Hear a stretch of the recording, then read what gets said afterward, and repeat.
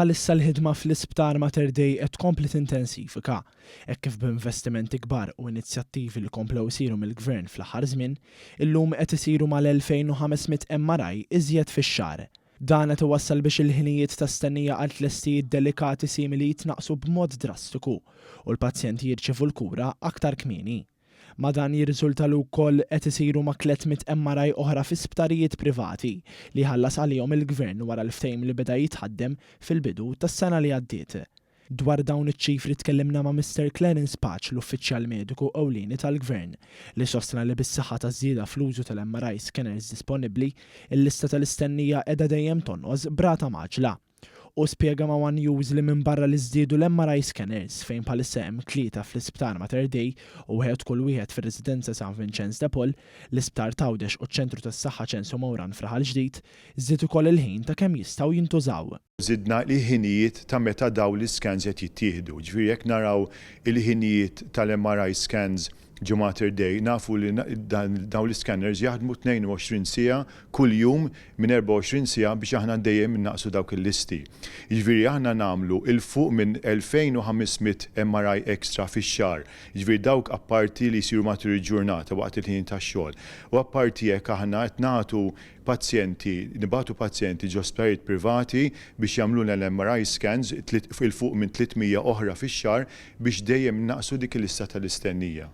U spjega li s-servizz tal-ogħla kwalità wkoll fil-privat qed jgħin bil-kbir fil-kura effiċjenti, mhux l-inqas fejn hemm il-listi ta' stennija għall operazzjonijiet u servizzi oħrajn. Sa dan it-tant tali servizzi tal-MRIs flimkien ma' oħrajn jingħataw ukoll lil dawk li sfortunatament għaddejjin mill-mart tal-kanċer. Dwar dan tkellimna wkoll mad-direttur tal-kura tal-kanċer fl-Isptar tal-Onkoloġija Serent Nimamo, Dr. Danica Marmara, li enfatizzat li bħalissa hawn ma' 12,000 pazjent li qed jieħdu l-kura. Tennit li allura il-proċess li qed ikun iżjed faċilitat innaqqas iżjed il-qtieħ il-qalb ta' dawn il-pazjenti wkoll u fl-ar żmien ta' ħajjithom qed jingħataw iżjed tama, konxi li għandhom għad-dispożizzjoni tagħhom l-aqwa kura possibbli li jipprovduta b'xejn. Ispjegat kif dawn is-servizzi li fl-aħħar żmien komplew jiżdiedu, inkluż fil-komunità, qed jagħmlu differenza kbira fil-ħajja tal-pazjenti tal-kanċer. Fejn hemm il-kanċer kol hemm it-tama. It-tama, r-reżiljenza u l-ħajja.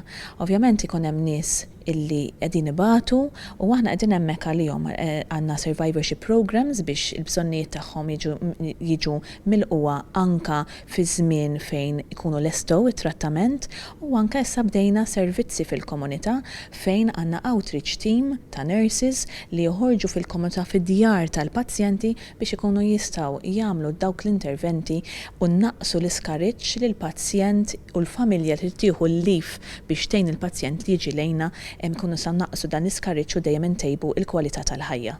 Fl-aħħar tas-sena li għaddiet il-European Observatory on Health Systems and Policies, istituzzjoni li taqa' taħt l-Organizzazzjoni Dinjija tas-Saħħa il-WHO u l-Kummissjoni Ewropea, faħret lil Malta għas-servizzi ta' kura li qed jingħataw lil persuni wara li jtemmu trattament tagħhom kontra l-kanċer. Malta saret l-ewwel pajjiż fl-Unjoni Ewropea li introduċa mudell strutturat u personalizzat ta' kura anke wara l-kanċer. Illum dan il-mudell qed jintuża mill-European Observatory bħala case study u eżempju ta' kif pajjiżi oħrajn jistgħu jiżviluppaw servizzi simili. Minn barra grazzi għal leġiżlazzjoni mmexxija minn Dr. Amanda Spiteri Grek fil-leġiżlatura li għaddiet, persuni f'pajjiżna li jkunu fiequ mill-kanċer għandhom id-dritt li jintasal passat mediku tagħhom. Liġi li ġiet approvata fl-aħħar ta' Marzu li għadda.